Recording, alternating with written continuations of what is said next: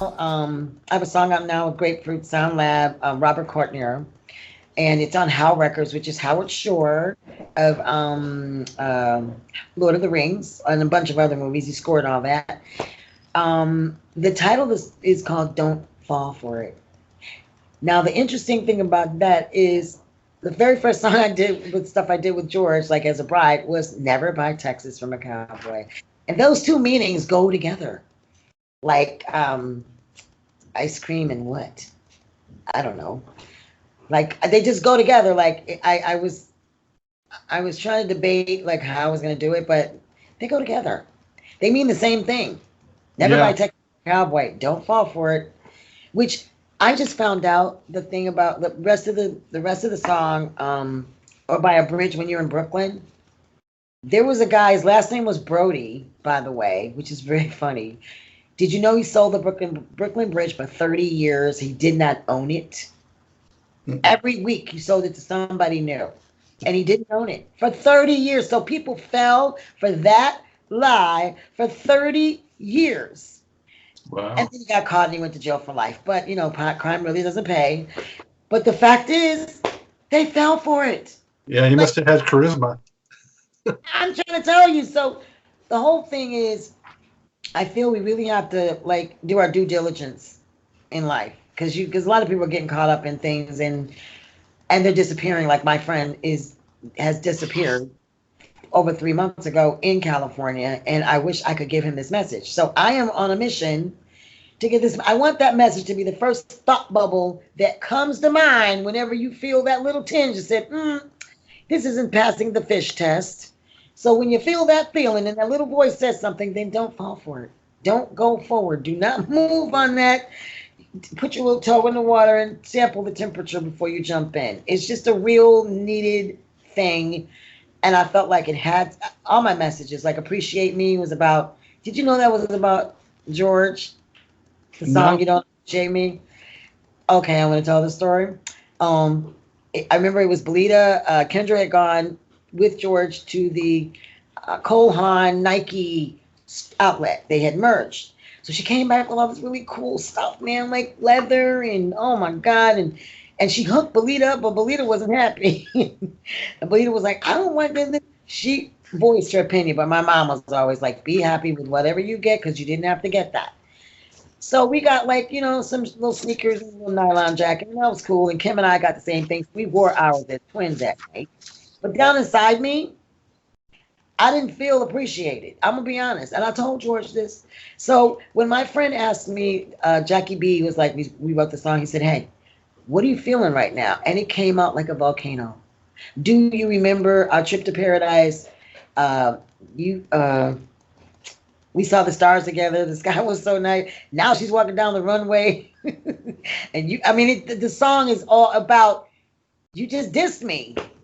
Like I did seniority and all that didn't mean anything. You just like you didn't. Where my stuff at? It was like that. I couldn't. You can't really say that. But so many people I found out felt like they had not been appreciated, but were afraid to say it. So what they did, they told me like, I just put your song on. I don't say a word. Like I don't have to say anything. My boyfriend was acting this way, and people have come to me and said, you saved my life with that song because I couldn't figure out why I was so unhappy. And then when I listened to the words, it dawned on me I wasn't being appreciated. And I had no idea that that song was going to be as big as it was. I mean, with the top 200 of that year, it was number one in Billboard. Yeah. So, I mean, I want to just make it clear for viewers. Belita was Belita Woods, and yes, the song we're talking about, 2003, I think, and you yeah, released it under Appreciate the Me. name Blackwood, though. Amuka. Blackwood was before that. Blackwood was in Italy. I lived in Italy for a year and a half. E Okay. parla italiano molto bene, capito? And I love Italy. I love Italians. Oh my, it was so much fun. It was so beautiful, awesome, incredible. It was amazing. And then to go over there and get a hit song was even more amazing.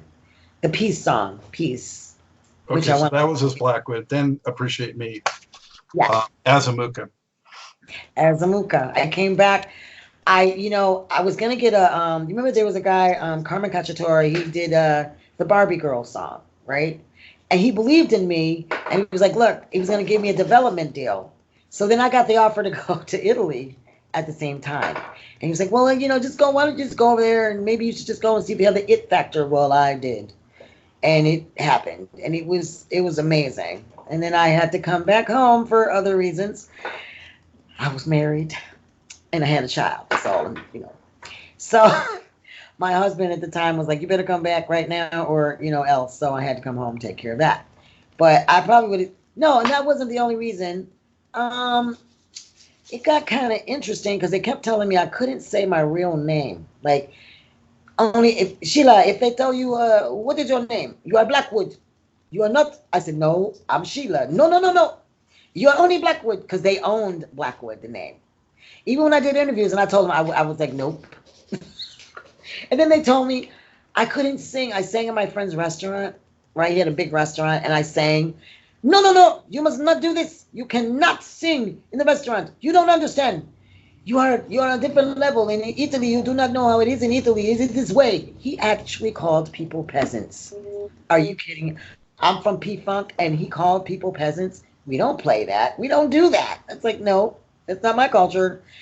So it got interesting, and they weren't really honest with the money at some point. So I was like, I'm gonna go. They didn't want me to leave, but I had to go. But I love Italy. I'm just telling you, it's amazing. The How people are how did awesome. how did a funk girl get so wrapped up in dance club music? Oh wow. Okay. My friend Louis Ballo, he kept taking me to Jackie B's. The first time I went to Jackie B's, he said, "You got to meet this producer, Sheila. He's really good, da da da." And he was working with Gregorian chants. Like he's really like very spiritual, and oh, it was awesome. So the first time, nothing happened. So then Louis took me back again, and that's when Appreciate Me came up, like just right out of me. Wrote it in 15 minutes, only had one verse, right? "Do you remember our trip paradise? We found the stars together. The sky was so bright. You took her shopping, and you don't remember me. Now she's walking down the runway. How wrong can you be? You don't appreciate me." And that was it. And they started to play. Peter Rohofer of Star 69 Records started to play just the a cappella because the guy was shopping it. And he said I reminded him of Marianne Faithfull, which I didn't even know who she was at the time. Like, who's that? But he said people were going crazy over just the vocal, the a cappella. So he knew he had a hit. So he signed the record. That's another story that people make sure people are telling you the truth when they get the record signed. Because I thought he signed from one amount. I found out later the guy actually got 3 times that amount. So live and learn. That's what Don't Fall for It, Never by Texas a Cowboy is about. That book is going to enlighten people in situations like that. Like, don't fall for this. Everything is not okay. And I didn't even get paid for that session. Actually, I paid for my parking for that session. Mm. And out of $3,500, which is what he got, I got 350 because I thought he only got 1,000. Mm. So don't fall for it. Don't fall for it. So things like that happen, and just like recently, I was I'm not gonna say this guy's name, but I did a song. It's not the one that I'm doing now. It's called Stand Up, but they'll figure out who it is anyway. So I did the song, and it's on his label and everything. So somebody alerts me that my acapellas were being sold without, I had no idea. You can't sell people's acapellas without their permission for commercial gain, without letting them know. That's a law. So when I confronted this person, they were like, "Oh, well, okay, I'm sorry, I didn't know that." I said, "Well, don't sell anymore until you send me the money that you owe me." They send me a certain amount of money. So then it waited 10 days, I got the money. And then after I got the money, I was like, "Well, how long you been selling these my acapellas and for how much?" Then they were like, "Oh, I paid you too much money. You got to send me money back." Now, that was unbelievable. That was like we have a certain party right now out here in the universe that use those tactics to try to throw something else into the hit. Let me see if that'll hit the wall. You forget about that. I probably owe you more money. It was unbelievable. Like he didn't even realize you can't do that. So I'm going to tell people, no, you cannot sell people's acapellas for commercial gain without their permission and their knowledge. Period. Seems like common sense, yeah. But Well, I want to point out that you had, according to the list I have here, 1, 2, 3, 4, 5 top 10 U.S. club play songs between 2003 and 2007, and another one, I Miss You, in 2008 that was top 25. yes, How many of your funk fans do you think know about none of them. your club career? How many clubbers know about the funk? I think some of the clubbers know about the funk, but they don't tend to like each other. I'm serious. It's like my funk fans, but can't you do some funk? Like they'll like. I'm like, well, I think my dance music is pretty good, and dance people or the funk people and the dance people like, well, can't you do some more dance? Like, it's like they don't like each other. Do you know what I'm saying? It's like the fans don't want to. They want me to. My funk fans want me to do funk, and my dance fans want me to do dance. They don't want me to do funk. You understand? They want me to do the other one. Isn't that weird? It makes it hard to do a show that combines. Well, it's gonna happen. They're gonna share each other. They're gonna share each other. Y'all gonna have to share each other because it's all the messages for everybody. I really want the Don't Fall for It to be a big giant thought bubble that appears. Like boop. Like, oh, wait a minute. Because we need help. We're in a real predicament right now. This world is in a predicament. And I just feel like we need all the help we can get. So being positive is because people are always capable of the unbelievable. Good or bad. You talk about getting over the hump, which is a big phrase in P-Funk lore. Yes. And how important that is, and also having a good time. When you realized that the Brides were no more, how did that go down for you? When I realized the Brides, Junior. When you realized they were no more, it was going to be a fun record for you, and that was it. I just moved on. I just kept it moving. It didn't really affect me. I just kept moving. I just next. Like I really try. I'm gonna be honest. I tried to run away from being a P-Funk All-Star. I'm serious. I was like, I don't know if I really want to be a P-Funk All-Star right now because, I mean, people had some choice. I mean, it was bizarre at a moment. I had to really defend George a lot, and being a P-Funk All-Star because if you're a P-Funk All-Star, everybody thought you're a drug addict. Oh, she's got to be a drug addict because she's a P-Funk All-Star, or she's got to be a sex addict, or all these other horrible things that they think about entertainers, which is all crap. Because everybody in the band were not drug addicts. You know, a lot of people don't do anything at all, don't even drink. But you're stuck with that persona if you're in the band. Oh, you must do that. And I wasn't like that. So I kind of was like, well, I'm going to have to just step away from this for a minute and just be a dance person.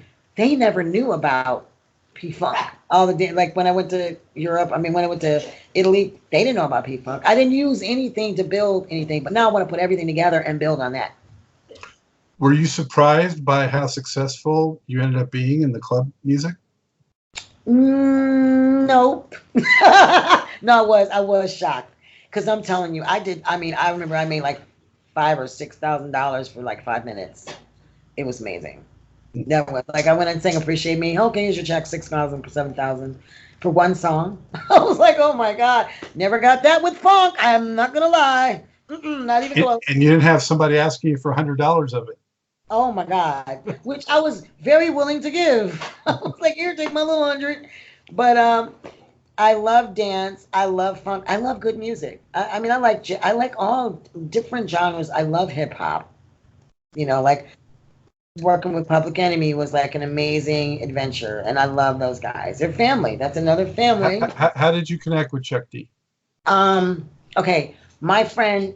We're back to Drac. Here's Drac again. Drac passed away. May he rest in paradise. Drac was telling me, he said, Sheila, because he would do a lot of, he was the guitar player for Slave. And he would do a lot of other like side projects. So he would like say, and then I hear about the side projects after the fact. And all these girls go, oh, we did this project, we got paid. And I'm like, well, why didn't you call me? So he came clean with me. He said, Sheila, I got to be honest with you. He said, every time I would do a project and I'm like, oh, I'm going to call Sheila. Like, no, you don't need to call Sheila. We got this. So he said, this time I'm going to call you first. So they came to him. They had like these young kids that they had on the label, but they couldn't translate what in the studio to the stage. So they figured they wanted somebody seasoned, somebody that knew the stage, could handle the stage, and needed something new. So we were gonna do with Mark Woods of Lakeside. yes, Mark is amazing. We were gonna do a project with Mark and Drac and myself, and I remember they had a conference call. We were conference calling, and this one conference call, Drac did. I couldn't make that one, and he told them, "Look, after we do this, I would like for you guys to do an album on Sheila by herself," and they agreed. But of course, you know, he died before we even got to do the project, and they kept their word. And they called me up, Gary Ronaldo. They're like, "Hey, you know, we got this project. We want to do this, and we like to do this." And then we did. And then there came a time when there was a little person got interjected into the scene. And you know, like Public Enemy, they were having some difficulties. I saw the whole thing and I'm putting it in my book. I'm gonna be nice though. But it was one person that kind of like went in there and just, I couldn't believe it. It was like a whirlwind. It was like unbelievable. Yeah. And that was my band. I mean, they're still my band. I love them. Like the song Everything, that was really fun when it was going to 2 million, and I was like, whoa, very happy. And then we did Honky Talk Rules, and that's where Chuck has a cowboy hat on, and that was fun. But then the band, I'm like, we were getting ready to soar, and then there was this dissension inside the band. So Chuck and Gary stopped talking, and that was their label. Spit Digital was their label. So this person came in, and they split. And then they went to the next person, and they kind of went and did their little thing. It's pretty interesting. And the end game is pretty interesting. I'll tell you that after the interview. But yeah, I watched them, like I watched this whole thing happen. And it was beyond my scope of understanding.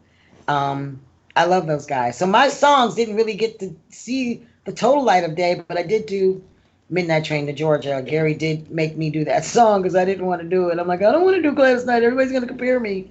But I did do it. And it was a one take, but I didn't like the makeup. No, I didn't. So anyway, I did, but it's on YouTube. But I'm thankful that I did it. I really loved working with Gary and his wife. It was really good. And this person that came in, she was working a lot of, I fell for it. I fell for the negativity and the fear that she was feeding me. And not only me, all of them, they all fell for it. Never, ever, ever fall for fear. Because it's either, there's only two, your thoughts and actions are always sponsored by either love or fear. Don't fall for any actions sponsored by fear. It's never a good ending. So I'm all about love. That and follow your gut is, I think, the other message that you. Yeah, exactly. Follow that first mind. That little voice is telling you, this isn't passing the fish test. You know what I'm saying? So if you know that, people know that and they still move forward. I'm trying to make it not do that. When you get that feeling, stay with it. Don't do it. Don't do it. Do you ever feel like this? Do you ever feel like the, what's that saying? The wisdom is lost on the. What? On the. You wish you could go back and knowing what you know now, you know? Oh my God, yes. So I feel like wisdom and understanding, I feel like they're really the keys to life. And if I can share my experiences where I fell for it, but I survived it. So hopefully I can share some experiences with people so they don't have to go through that experience. They can avoid that. Don't even fall for it. Because I'm going to don't fall for this one because this is a scam. This one, don't do this one. Like when I was in a supermarket in California, and I've never seen this in my life. We specifically went there to eat a steak because I've been a vegetarian for a while. And I was like, okay, I want a steak. I don't want a good one. It was like $17 or something ridiculous. My friend and I, we ended up spending like $50 or $60 in groceries. Get home, there's no steak. Where's my steak? Go back. The grocer guy, the check guy, at the register, he flipped the steak in the bag. You know the bags that they put your groceries in? Somehow he flipped it and put it underneath the register. He was going to take it home later. Wow. That was one you never heard of. That's an interesting scam. Yeah. We saw it. The only way they thought I was crazy, looked at me like, right. I said, check the camera. And oh my, he was like, oh my, I've never done that before. I bet you haven't. I never even heard of that scam. And there's another scam in California that I'm going to warn people about right now. The one where this girl, I'm going to give her initials, MG. I trusted her. I thought she was cool. She's in the game. She's an artist like me. She said, "Oh, I need $300. I just moved back from San Diego." She said, "All you need to give me is $300 this month, and we'll figure it out. Just help me out." Okay, give her the money. She terrorized me for 2 days until I moved out. So what she does is she lets people move in, takes your money, terrorizes you, then you leave. And then the next victim comes in. That's a California scam. How about that? Did you get that? Yeah. They're unbelievable. I know. Let's go back. I want to ask you about Don't Fall For It. Yes, sir. Yeah, really catchy. Congratulations on that track. Thank you. I think it's got more crossover potential than some of the more straight club tracks. Yes. Yes. I think it's got some R&B flavor to it, and so I think it's got a lot of potential to hit different markets for you. Did I send you all the mixes? No. Okay, I have to send you all the mixes. There were 10 more that just happened. Because first we serviced the clubs in the Barbara Sobel. I have to say her name because she really is awesome. We serviced the record pools. Because one thing I'm going to tell you, it's really important if you can get your song on the floor in the dance club before you actually put it to radio. And the reason is it's going to have a longer life. If you start on the radio, once it goes up that whole little thing, when it drops down, it's gone. You're done. But if you take it through the clubs, thank you, baby. Take it through the club, then you have all that time that song's going to be out there. We didn't plan for it to happen this way. It just did. We planned it, we didn't know if we were going to do Billboard, so we took this way. And then Mike Cruz, oh my God, Mike Cruz, I love him. We did a show in, no, he was doing a show. I was doing the video in Jersey City. And he played at this club called 626. It was packed, beautiful club. He played that song after he mixed it into Appreciate Me. And I sit there and watch these people scream and sing the words to a song they never heard before in their lives. So you're absolutely right. It does have crossover potential. Well, did you, you may not know, I was a longtime club and mobile disc jockey in Los Angeles. And I was a member of Impact and Resource Record Pools, which were like the biggest black music pools in LA. And so I helped break a lot of records in the 80s. So I have a pretty good ear for what's gonna, catch. I love you, man. Can I encourage you to do it again? Get back into it? I'm not kidding. I don't in whatever capacity, because you're already enrolled into who we are. You know who we are. You know why we're here, what we stand for. I mean, it's all about living life easy, seriously, like living life and having fun at it and having fun and being happy. That's a serious thing that people don't seem to get. They're too caught up into all the other stuff. Do you have an album in the works, or just taking one song at a time? You know what? I did 3 songs. This is what happened. Robert has been working with, he worked with Howard Shore like before, but when he did this project, we did 3 songs. The second one's called Anti-Social Media Horror. You're going to like that one. There's another one called Love Cards. So we did the 3 songs, and Robert said he used to send him stuff. And he's like, oh, that's okay. And sometimes he didn't respond. But when he heard the 3 songs we did, he signed the record. He's like, bring me that record. Bring it to me right now. The whole album is good, but I'm only on 3 songs. But I am working on doing my own album again, which I just got in the studio with Nick Speed, who's a really fabulous producer here in Detroit. And we're working on something. But I did do something with Kamal Humphrey. He's the music director of American Idol. That's right.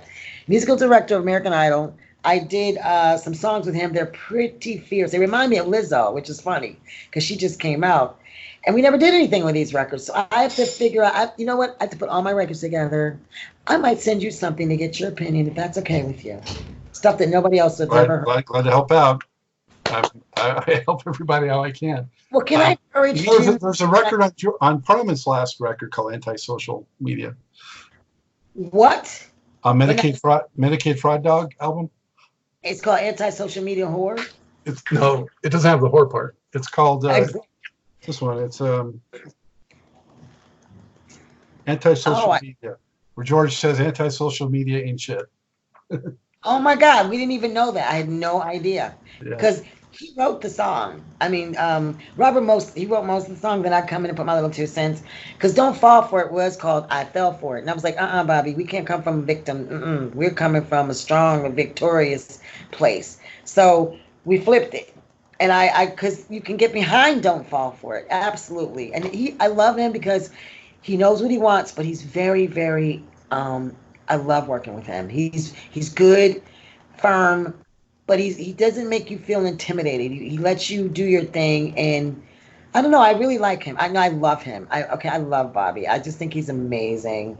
He's so awesome. And he's such a good guy, and he deserves this. And he just got a movie. Like he's a music editor for TV and film, and he just got a movie with the guy. Who's the guy? Oops, the Spider-Man character. Whoops, everybody's gonna be mad at me. What's his name? Yeah, Peter Parker. No, the real guy, not the character. This real name. The latest actor.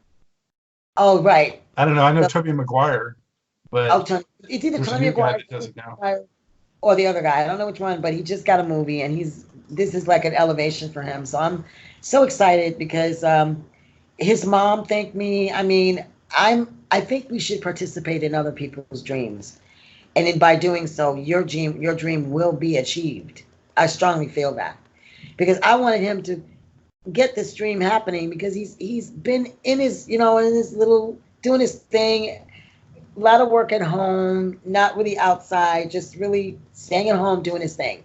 So now people really are going to know who he is, and I'm really happy about that. I'm really happy. What's the last thing you worked on that involved George Clinton? Ooh, that's a great question. He did some songs for me that I totally forgot about. I gotta send you those. He actually did some. I have a video that George and I did this. We did a show in Park City, Utah, at Harry O.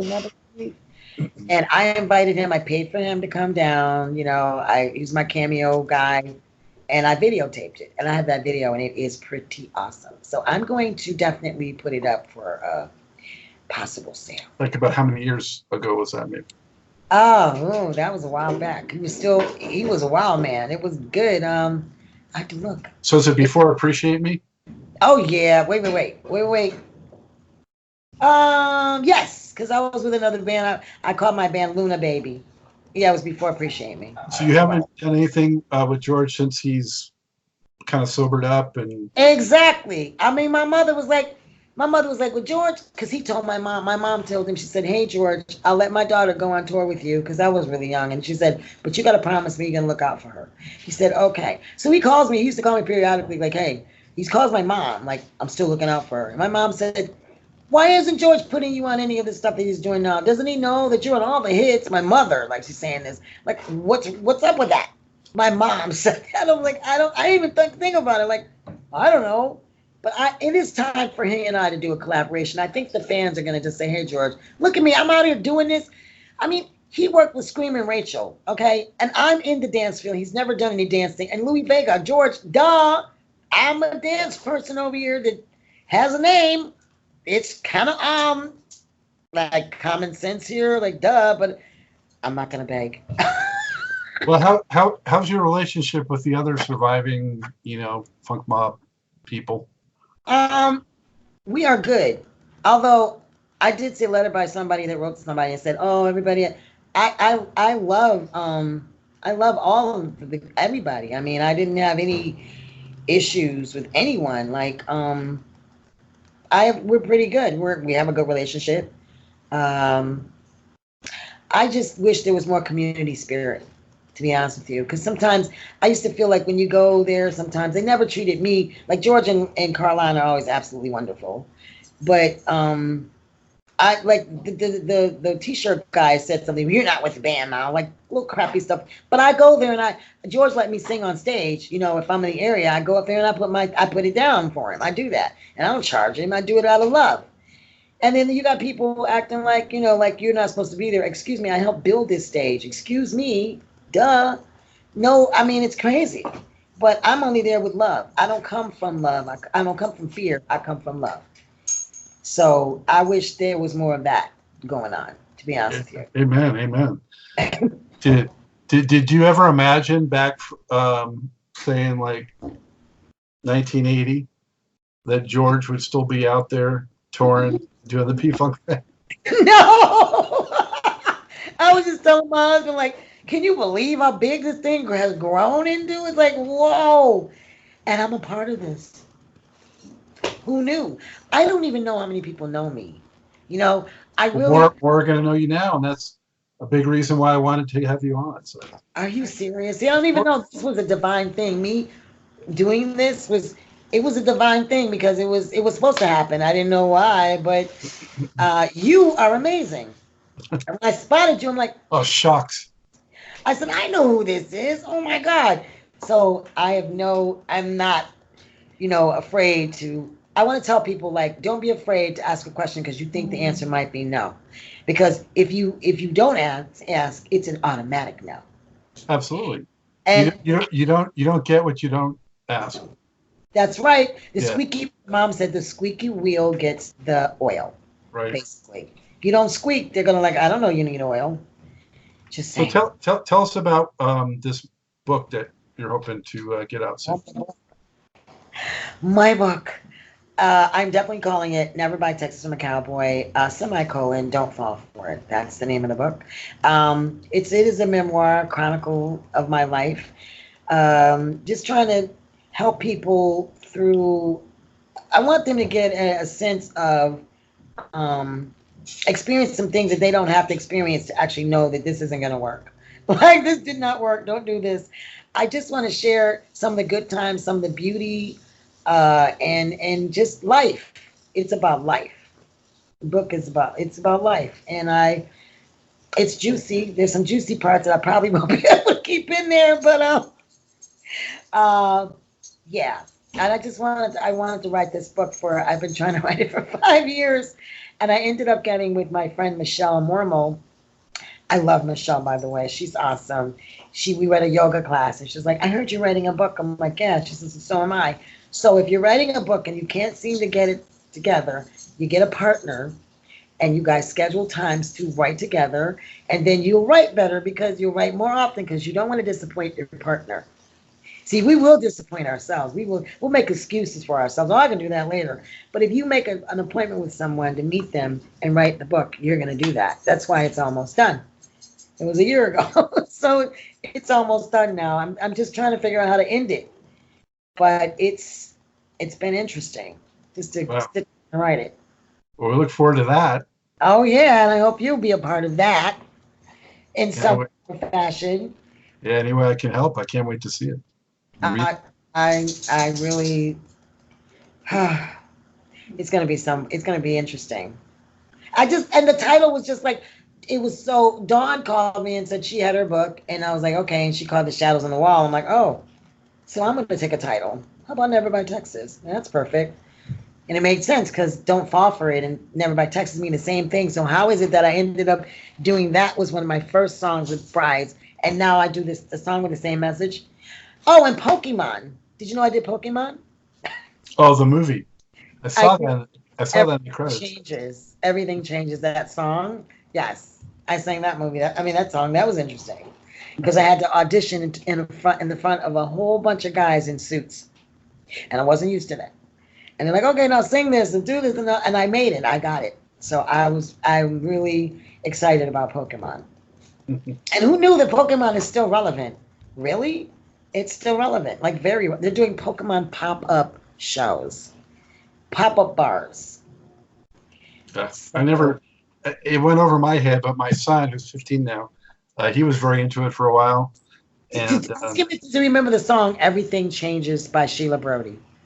It's on YouTube, of course. But I've had people contact me like, I love that song. That song was and I wasn't even thinking about it. I just did it and kept moving. And it went to #1 on Billboard. That was a #1 song too. Wow.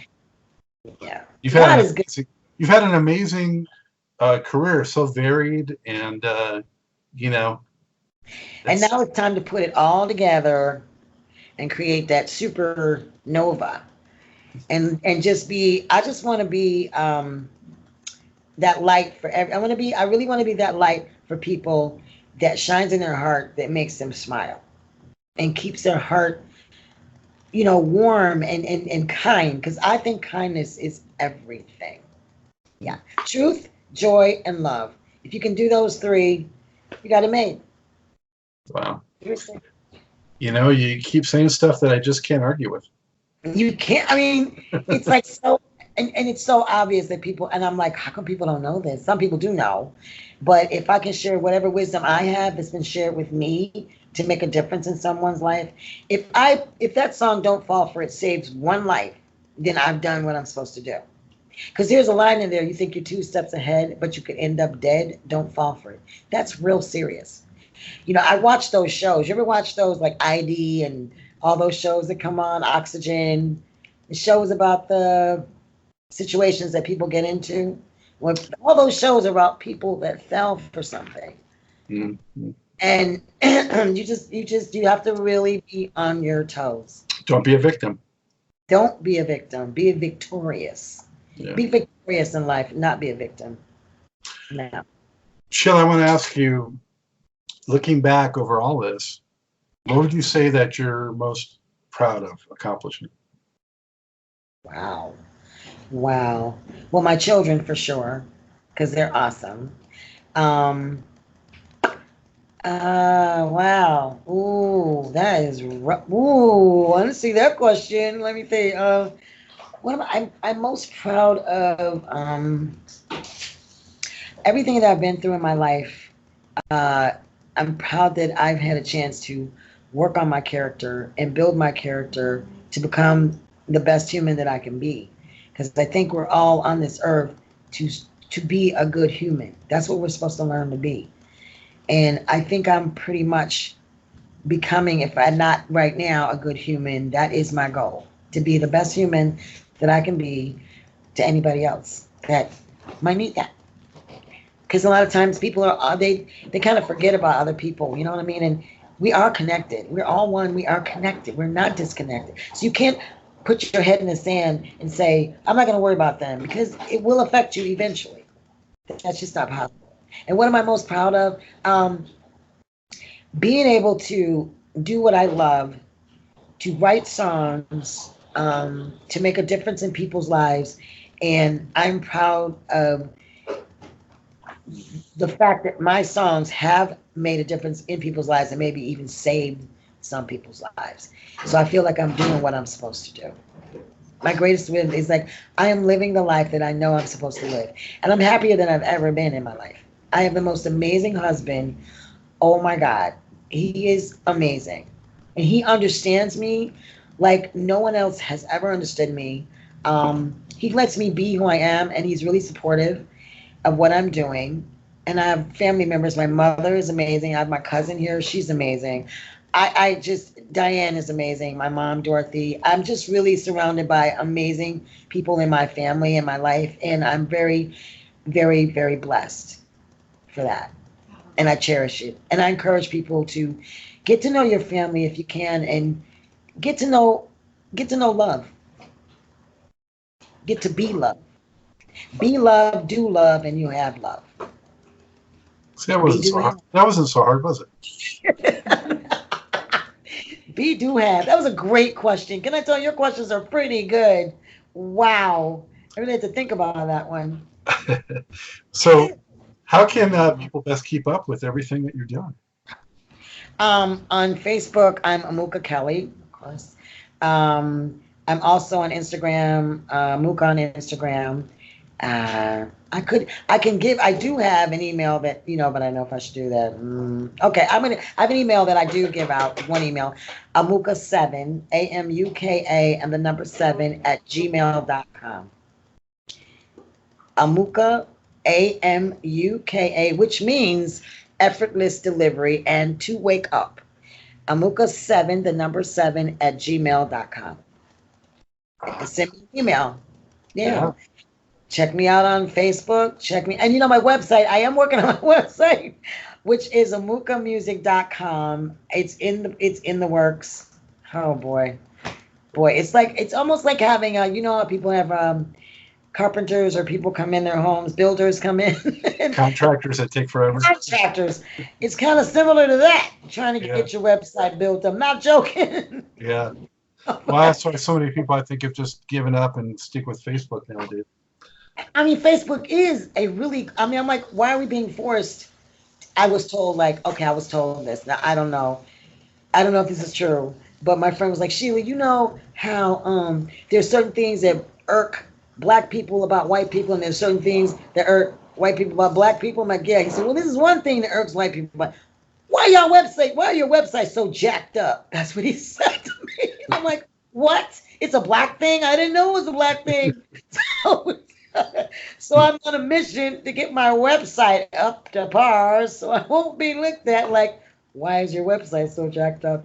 I mean, it is happening, and I had one with Public Enemy, which was called SheilaBrody.com, but that we're not using that one right now. It's amukamusic.com right now, but it's in the works. But I do have Facebook. You can get me on Facebook, Amuka Kelly. I don't have any room for any more friends right now, and I got to figure out. I tried to start another one, but they won't budge. They're like, nope, this is you. We know this is you. And yes, I do run my own Facebook. Believe it or not, no one runs it. I do, which I know a lot of people that don't, but I do. Great. Well, thanks. We appreciate you keeping it real. I have to. You know what I'm saying? I mean, I kind of learned that from George. George told me, he said, look, Sheila, whenever you feel like you're so full of yourself, like you were just all this and all that, he said, go into the bathroom, say it into the toilet, and then flush it. He said, because that's about what it means to anybody else. I was like, that was the best lesson he ever taught me. And he also said, you must always take time for your fans. Don't be all Miss Tootie Patootie and you can't, I don't know, I'm too busy to give you the time of day. No, don't do that. And he's right, because I've had artists that I've met, like actors and singers that were like that, and I didn't want nothing to do with them again. If you dish your fan, if you lose them. That's it. And I'm not willing to lose my fans. So I thank George for a lot of wisdom that he passed on to me, and it was really important. Yeah, he said, you can't do anything about the rain, so why bother? Why bother getting upset? It's going to rain. That's what it does. He said, you can't get mad about the rain, right? Yeah. Well, thanks for sharing all your wisdom on Truth and Rhythm. Oh, thank you for having me, and I just want to tell everybody that you are loved. And don't give up, and live life easy, man. Don't make it hard. Just don't. And the best way to do that is work. I'm not saying you're going to be perfect, but at least you know now that if all of your thoughts and all of your actions are sponsored by love, you are guaranteed a glorious life. That's it. And don't rent in Reseda. Don't rent in Reseda. Because you don't know what's going to happen. It's like fear will get you nowhere. That's it. And negativity, nobody has any time for that. We don't have time for that. Thank you. Sheila. We're just a mist on this earth. Like, boom. So you might as well enjoy it while you're here. Yeah. Hard for other people. And haters, bye haters. There's no room for them. No. Well, Sheila, it's been fantastic talking to you. Thank you so much. Oh, thank you. And please let's stay in touch, because I think you're awesome too. Thank you for keeping the funk alive. Thank you for just like rocking this show and just being really just making it easy. You rock. And thank you very much for you. Hey, back at Truth and Rhythm headquarters. Thank you for joining us on another magical ride with Truth and Rhythm. Whether you're watching or listening, as always, thank you so much for your continued interest and support. Be sure to subscribe. Go to YouTube. Go to the Funkin' Stuff channel. That's where Truth and Rhythm lives and breathes and thrives. Also, goodies here like TIR Quick Takes. And if you subscribe, you know what? You get the show before anyone else. It's free. If you love jazz, funk, R&B, soul, you can't miss it. Pass it along. Tell a friend. Tell family. This audience is growing, and it is a beautiful thing, all coming together for the love of this great music. Also, if you can throw us a buck or two. We could use the support financially, keeping the lights on, keeping the servers going, all these expenses. If you can help support the program, whatever you can give, much appreciated. Go to the funkinstuff.net website, and on the right-hand side of every page, you just click and you can donate through PayPal, credit card, whatever. Very easy to do and so much appreciated. And if you do a sizable donation, I will mention you on the program. Also, drop me a line. Email me at scottg@funkinstuff.net. Let me know who else you'd like to see on the show, what you enjoy about the music. Let's just kibitz and talk about stuff, talk music. You'll find that I respond very quickly, and I much enjoy the rapport and the camaraderie and the interaction. Always remember, this is your show, The True Music Lover. So for now, that's all the time we have for this one. It's a wrap. As always, Scott Dr. GX Goldfine saying, keep on vibrating to the rhythm of the one.